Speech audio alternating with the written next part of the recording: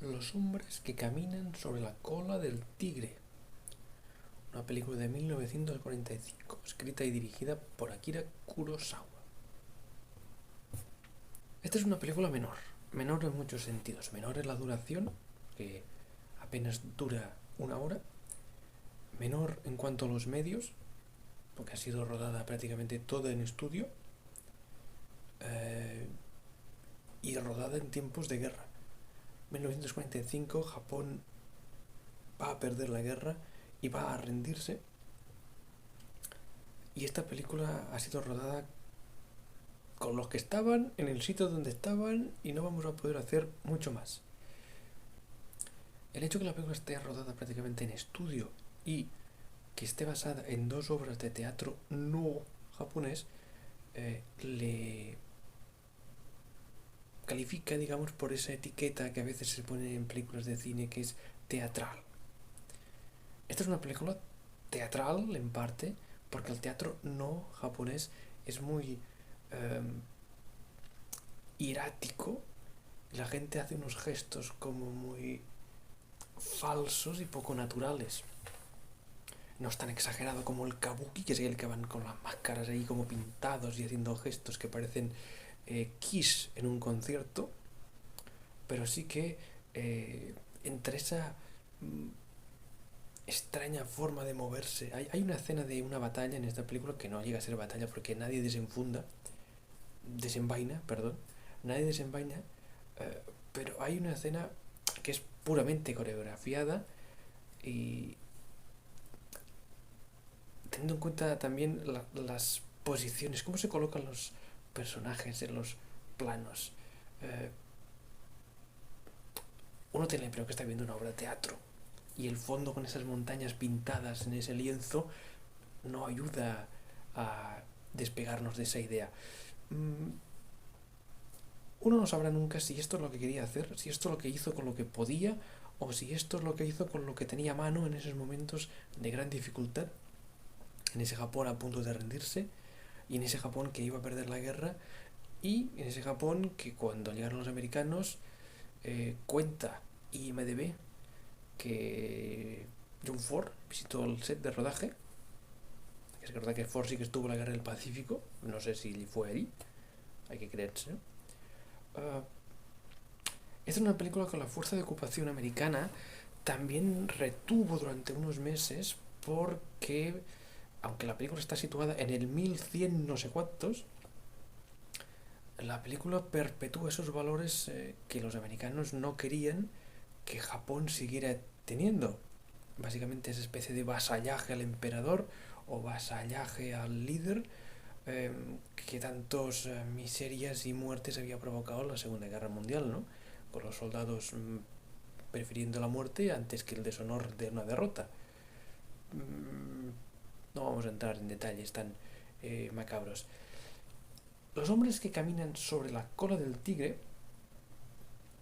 es una película que arranca ya con una explicación que se pierde, digamos, en la leyenda y en la noche de los tiempos de Japón sobre, básicamente, un señor feudal que tiene que escapar del ataque de su propio hermano que, por alguna maniobra extraña, ha llegado a tener poder y entonces quiere deshacerse del hermano. Y entonces, ese señor feudal, acompañado de seis samuráis, seis soldados, seis valientes, tiene que cruzar por un paso de montaña hacia una zona más segura. Básicamente esta es una película de gente que intenta escapar por una frontera. Estos samuráis, estos valientes que acompañan al señor feudal, van disfrazados de monjes. ¿Vale? Y la película arranca con estos seis monjes y el señor feudal, que siempre se mantiene en un correctísimo y sorprendente, no ya segundo plano, sino a veces cuarto o quinto plano. De hecho, no se le ve el rostro casi hasta el final de la película que se quita el sombrero, porque no sabemos y no le vemos nunca. Uh, Esto también es interesante teniendo en cuenta la figura del emperador en Japón en los tiempos de la Segunda Guerra Mundial, pero no vamos a hablar de esto. La película incluye a estos seis valientes, a estos seis samuráis disfrazados de monjes y una figura importante que es ellos le llaman un portador, que es una especie de señor que carga con un paquete. Todos cargan con un paquete. Así que uno piensa que ese portador es un poco como el guía, ¿no? Es decir, aquí donde vivo yo, que no voy a contar exactamente dónde, pero en la zona de los Pirineos durante la Segunda Guerra Mundial y durante la Guerra Civil había gente que vivía en esta zona y ayudaba a escapar o a entrar eh, personas y objetos, llamémoslo así, por la frontera con Francia. Esto dio, digamos, beneficios a algunos que aprovecharon para hacer un tipo de contrabando. Esto en la película no nos queda claro si el señor ese lo hace por dinero, se supone que sí. Pero lo que no queda claro es si el portador es el guía. Esto es algo que en la película parece que no.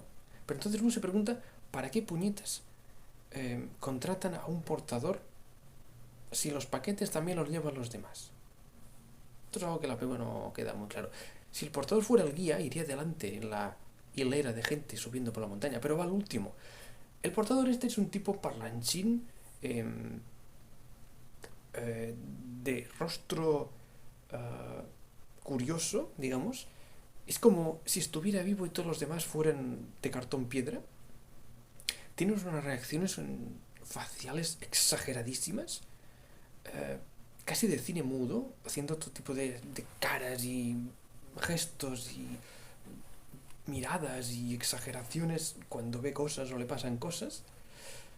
Y este es un tipo que intenta, digamos, charlar con los demás, ¿no? Hacer comentarios sobre el tiempo, sobre, yo qué sé, la carga, cómo pesa, dónde van ustedes, no sé qué. Y los otros lo mandan callar siempre, porque es un pesado y es un plasta.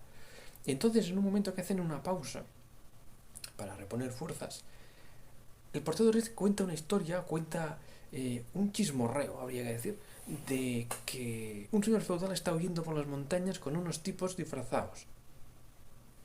¿Vale? Y lo cuenta como algo que le han contado a él y que lo dice ahora aquí para mientras, no sé, tomamos un refrigerio. Y entonces en el momento que lo está contando se da cuenta que esos tipos que están escapando por la montaña son los que él está acompañando. Y entonces se preocupa, porque él sabe que en ese puesto fronterizo o en ese puesto de vigilancia en las montañas donde ellos tienen que cruzar, donde nos lleva el camino, donde en teoría él los está llevando porque le han pedido que le ayuden a cruzar, los soldados o los agentes o los, digamos, tipos fieles al otro líder van a detenerlos y quizás los van a matar. Entonces ese portador intenta escaquearse y entonces los samuráis, digamos, se dan cuenta que llaman demasiado la atención. ¿Vale? Que son 7 que van vestidos de monjes y que van a dar el cante. Y entonces, sin mediar palabra, digamos, disfrazan al señor feudal, que en esos momentos, aviso, yo pensaba que era una chica disfrazada, ¿vale? Porque estaba siempre como de perfil, con el pelo largo, en negro. Yo pensaba, esto es una muchacha que se ha disfrazado de chico para escaquearse y entonces estos tipos le están ayudando. Pero resulta que no. Entonces disfrazan al señor feudal como de porteador, ¿vale? Entonces el porteador oficial, que es tipo chismoso, dicen, tú quédate aquí. No hace falta que vengas, ya nos apañamos nosotros, que así somos menos. En realidad, con el porteador eran 8, con lo cual daban menos el cante que los 7 que estaban buscando. Pero esto no parece que no se dan cuenta de ello. Entonces se van los 7 hacia ese paso fronterizo. Y el porteador, que se siente mal, porque será fiel al señor feudal oficial, digamos, o porque no sabemos muy por qué, les acompaña y les da consejos y se ríe de ellos. Le dice, este porteador no parece un porteador de verdad, así que va a dar el cante, los van a descubrir. Tío, cállate, échate de aquí. Y luego llegamos a un punto que ya están en el puesto fronterizo, están los samuráis monjes sentados allí, ante un tipo que es una especie como de jefe del puesto, ¿no? Entonces tienen que demostrar que son monjes de verdad. Porque el otro sabe que vienen 7 tipos disfrazados de monjes y que son el señor feudal que está huyendo y sus secuaces. ¿Vale? Pero parece un tipo amable que al principio, digamos, da por bueno las explicaciones de los monjes. Y el líder de los samuráis, un tipo llamado Benkei, o algo así, no me acuerdo, hace toda una perorata sobre la cosa religiosa que el otro se la cree. Pero allí, en ese cuartel, llamémosle así, en la frontera, hay un tipo malvado, con rostro de malvado, que sospecha. ¿Vale? Y no se cree que ese tipo sea monje de verdad. Y entonces hay un momento que le cuentan que son unos monjes que van como pidiendo limosna para reconstruir un templo de no sé dónde, que no sé qué puñetas le pasó. Y entonces el tipo del puesto fronterizo dice, entonces, ¿por qué no me lees la protesta? Dice, que básicamente es, si sois de un templo que está pidiendo para reconstruirse, tendréis como un cartel o como una hoja informativa explicando esto. Que esto me pareció sorprendente, porque yo trabajo en una biblioteca y pongo un cartel y nadie se lo lee. Nunca, jamás. Entonces este tipo que está en un puesto de fronterizo, que en esa época, en el 1100 y pico, no había ni DNIs, ni pasaportes, ni nada, le piden unos tipos disfrazados de monjes que dicen que vienen a pedir dinero. No le piden dinero, que esto es yo creo que el fallo más grande de la película, porque si son unos monjes que van pidiendo, puñeta, aprovecha y pide, ¿no? No le piden dinero y el otro dice, a ver, ¿cómo vamos a demostrar que sois de verdad? Y entonces el líder de los samuráis abre su mochila caja, vemos en un momento que dentro lleva la armadura, eso hace que el porteador que está allí, se ha colado, ponga una de sus caras de aspaviento sorprendido y le pasa un rollo de papel que el otro despliega, ¿vale? Cuando lo está desplegando vemos que está en blanco, pero el tipo lo pone ahí delante de su cara, enfrente del otro, y hace un speech sobre el templo de no sé qué, Buda y no sé cuántos, y el otro se lo traga. Pero el malvado que está allí intenta acercarse y mirar el papel. Esto es un momento de tensión de esas de Hitchcock, ¿vale? Que es como lo de la bomba debajo de la mesa, ¿no? Tú sabes que hay una bomba debajo de la mesa y va a explotar. Tú sabes que ese papel está en blanco y que cuando el otro llegue y mire y asome y vea que el papel está en blanco, los van a descubrir, los van a pillar, los van a matar por encima por mentirosos. Y no les voy a decir qué pasa, pero sabemos que acaba bien la cosa. Cuando están huyendo, cuando ya el tipo les dice, bueno, pues váyanse, ¿no? Hay un momento que te mira el jefe del cuartel ese y dice, voy a hacerles una ofrenda. Y tú me dices, hombre, pues claro, ¿no? Pero parece que la ofrenda, en lugar de ser dinero, es como, vamos a quedarnos aquí a comer. Y los otros monjes dicen, que mejor no me quedo que me descubren. Entonces nos vamos yendo, ya vendremos luego a recoger si acaso, ¿no? Y nos íbamos yendo.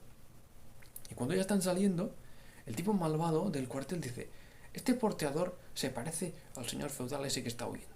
Que esto es sorprendente porque nunca jamás le hemos visto la cara, pero el tipo ese se parece que sí. Entonces viene el momento clave de la película en que el vasallo, digamos, el falso monje, el samurái, para demostrar que ese porteador no es su señor disfrazado, coge el bastón y le pega. Y esto es tan importante que la película no lo muestra. No le vemos pegar. Se coge el bastón y le da, pero lo que vemos no, o sea, ni siquiera lo vemos. Aunque todos sabemos que si le pega es para seguir la farsa, seguir la mentira, engañar al otro y decir, no, este no es el señor feudal, este es un porteador idiota que está aquí y es un enclenque y carga cajas poquito. Entonces le voy a dar una de guantá. Pues no. Le pega un bastonazo enorme, que no vemos. Esto, volvemos otra vez a la figura del emperador en Japón en los años 40 durante la Segunda Guerra Mundial, que era una figura semidivina en que no se mostraba prácticamente nunca ante el pueblo. Y eso también es importante. Hay que recordar que todos los grandes, llamémoslo así, todos los líderes, digamos, de las fuerzas malvadas de la Segunda Guerra Mundial acabaron mal, ¿vale? Eh, Hitler acabó mal, Mussolini acabó mal, el emperador de Japón no le pasó nada, no le pasó nada. Cuando los americanos llegaron, bueno, lo vamos a dejar aquí, ¿no? Porque mejor no nos metemos con el emperador, no fuera que eh, había como una figura divina y no se le podía tocar, ni siquiera... es como si no fuera responsable, lo cual esto siempre ha dado mucho que pensar, ¿no? sea, siempre vi la excusa, no, bueno, es que en Japón hubo una especie de gobierno militar allí que tomaron el poder y se volvieron todos muy de derechas y empezaron a atacar a China y otros países y tal, pero el emperador no sabía nada. Y digo, bueno, el emperador no sabía nada, oye, que estaba ahí, ¿no? Pero hasta aquí este tema histórico que tampoco viene al caso. Y hablo de esto porque en realidad la película no da para mucho más. La película luego salen, en ese momento que es de casi batalla, pero no llega a serlo porque no desenvainan. Le dan un bastonazo al señor feudal y entonces el tipo del cuarto dice, hombre, si le está pegando no va a ser el señor feudal. Anda, iros con Dios, amigos. Y se van. Entonces se paran ahí en un prado y se relajan, ¿no? Y están todos contentos y felices porque han pasado. El líder de los samuráis, el líder de los monjes ya les avisa que la razón por la cual no atacan o no han ido, digamos, con la espada por la mano a cargárselos de la guardia es porque después de este puesto fronterizo habrá otro y luego habrá otro. Es decir, la huida es larga, la huida es complicada y hay que intentar salvar la vida. Y es más importante el ingenio que no la espada. Por eso los samuráis estos vestidos de monje no desenvainan jamás en toda la película. Con lo cual, esto una película de samuráis exactamente no es. Porque aquí nadie saca la espada ni nada, no hay batalla. Están ahí en el prado, descansando un poco, y entonces el tipo ese se arrodilla, hace ese gesto japonés de frente en el suelo delante del señor feudal, que ese es el momento en que se quita el sombrero y vemos su rostro. Y ahí me llevo yo la gran sorpresa de que no es una chica disfrazada. Yo reconozco que pensaba, digo, esto es la típica historia de la muchacha que se viste de chico para huir con unos fieles que la protegen, ¿no? Y llega un momento que se quitará el sombrero, soltará la melena y sacará la espada. O no, pero sacará el sombrero y soltará la melena. Pues no. Se supone que es un tipo. Y eso ahí también es chocante. Porque esos señores feudales, eh, al menos en la época, o al menos como hemos visto las películas de la época, eran tipos como muy bravucones, ¿vale? Como muy echados para adelante, como muy valientes, como muy orgullosos. Y eso de esconderse, eso de ocultar su rostro, parece que es una especie de líder como, no sé, el de Guardianes de la Noche, ¿no? El de Kimetsu no Yaiba, que está ahí en una casa, porque no hace nada, y manda a los pilares a matarse con los demonios, pero el tío está allí en su casa, sin, es que estoy herido y estoy no sé qué, enfermo y no sé cuántos. Este no se especifica. Pero en el texto inicial, antes de empezar la película, se nos dice que ha habido una batalla, que este tipo ha ganado la batalla, y entonces el hermano le ha usurpado el poder y quiere cargárselo. Pero que el tipo este, el señor feudal este, es como una especie de héroe, digamos, ¿no? Es como un líder de una batalla. Pero en la película no lo parece en absoluto, porque está, como he dicho antes, no en un segundo plano, sino en un tercero, en un cuarto. O sea, no le vemos la cara casi hasta el minuto 50 y tantos, y la película dura una hora. Y entonces están allí, el otro está postrado ante el señor, y el señor le dice, bueno, no pasa nada, me has pegado, pero me has salvado la vida y tal. Y entonces llegan unos tipos, y son los del puesto de guardia, que vuelven con una ofrenda de comida, o más concretamente de bebida. Y eso es una escena que se ve rara, y que es muy larga, y que yo tampoco entendí mucho. El líder ese de los samuráis eh, acepta, digamos, la ofrenda que le hacen, y que le sirvan la bebida y bebe. Y luego bebe un montón y luego se emborracha. Que esto es algo raro, ¿vale? Y bebe, o sea, coge ahí unas cosas que le echen toda la bebida a él y casi que se lo bebe todo él. Y en ese momento yo pensé, bueno, esto es una estratagema rara. Porque sabe, esto, ahora verán hasta cómo me va a mí la cabeza. Yo pensé, el tipo sabe que la bebida está envenenada, entonces se lo quiere beber todo él para salvarle la vida al señor feudal y sus compañeros. Eso es lo que yo pensé. La forma como bebe, la forma exagerada como pide que le llenen, digamos, el plato ese donde bebe sin parar. Yo pensé, ¿por qué puñetas bebe tanto? O sea, ¿por qué? Yo pensé, lo está haciendo para salvar a los demás, porque sabe o intuye que los del puesto fronterizo han envenenado la bebida y entonces quiere cargárselos. Y el tipo prefiere sacrificarse, lo cual sería como un japonés. Pero luego resulta que todo esto no. Porque el porteador que está allí bebe también a un montonazo, se emborracha y entonces se pone a bailar. Luego se repente que se queda dormido y la película acaba como el porteador se despierta por la mañana y no hay nadie. Pero nadie. Y aquí es un final rarísimo, porque yo imaginé como varios finales alternativos. Un final alternativo brutal hubiera sido: el porteador se despierta, ¿vale? Y encuentra a los del puesto fronterizo muertos. Es decir, ha habido una batalla en off. El tipo está borracho, se queda tumbado ahí, no se entera, y los monjes dejan de ser monjes, se vuelven samuráis, se pelean con los otros, los matan y los dejan ahí, y huyen corriendo. Y tú dices, hostia, qué final. Hostia, qué final. Pero ese final no ocurre. Se supone que se van todos. Se supone que los del puerto fronterizo se vuelven al cuartel ese, y se supone que los monjes, falsos monjes y el señor feudal se van para adelante. Y el tipo lo dejan ahí, en el campo, durmiendo la resaca, ahí tirado. ¿Qué final es este? De ver, o sea, es como, no sé, es como, hay que acabar la película ya, vamos a acabarla, queda una hora, no puede durar, se acaba aquí, pues se acaba aquí. Claro, teniendo en cuenta las situaciones de penuria que debían ver en Japón en esa época, no estaban para, no sé, eh, finales alternativos o montaje del director o no sé qué.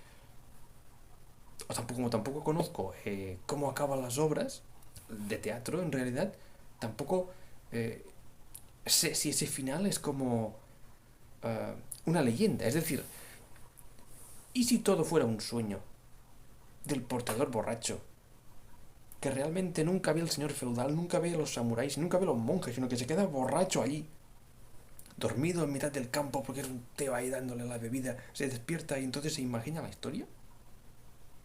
Y entonces la cuenta, ¿no? Entonces la leyenda viene de que este tipo cuenta la historia esa, de que conoció al señor feudal que era perseguido injustamente por su hermano el asesino y le ayudó a cruzar un puerto de montaña en un puerto fronterizo y jugó la vida ayudándole y no los mataron porque eran más listos que el otro del puesto fronterizo que los vigilaba. Tampoco queda claro si el final es este. Al final el tipo se despierta, queda ahí en mitad de la nada y dices, what the fuck es esto. Y esta es la película. Esta es la película. Esta película tiene detalles que luego serán muy recurrentes, digamos, o mucho más importantes en otras películas de Kurosawa. Uno es el bosque. La película está rodada en estudio y, como he dicho, hay unas montañas pintadas en un lienzo, pero hay escenas de bosque, gente andando por un bosque. Y esto es Rashomon, ¿vale? Gente andando por un bosque, Rashomon. Eh, Hay momentos de gente andando y uno que intenta hacerse el simpático y el chistoso y contar cosas y esto es la fortaleza escondida, ¿vale? Entonces, esto es, como dije ya en un vídeo anterior, esto es muy fácil decirlo ahora, ¿no? Tú ves ahora y dices, bueno, claro, Kurosawa ya apunta a maneras. Aquí, no lo sé, pero aquí sí que hay detalles que luego salen en otras películas de Kurosawa. Esta es una película menor, esta es una película teatral en el sentido más literal, porque el texto es teatral, los medios eran pocos y complejos, y la película es básicamente unos tipos que intentan pasar un puesto fronterizo. El momento de la lectura del texto, cuando el hoja está en blanco y lo lee, tú lo sabes, y el otro no, y sabe que lo van a pillar, como dije, es un momento Hitchcock de bomba debajo de la mesa. Pero el resto de la película tampoco llega a ser una película de samuráis porque nunca desenvainan y uno se queda como en ganas de algo. Esta es una película que faltan cosas. No sé si porque no había medios, porque no había dinero, porque no había ganas o porque la vida era más importante que hacer películas, lo cual siempre es cierto. La vida es más importante que hacer películas. Pero esta es una película que te sugiere cosas que luego no son. No sé por qué el tipo bebe tanto. No sé por qué el señor feudal vive escondido ahí como si fuese un cobardica, cuando se supone que en el texto inicial dicen que no. Los hombres que caminan sobre la cola del tigre. Unos tipos que tienen que pasar una prueba de gran dificultad y con mucho peligro, como pasar cerca de una serpiente o pisar una cola a un tigre. algo que tampoco hace falta pisar la cola al tigre, ya mejor no te acercas al tigre y entonces quedas en paz.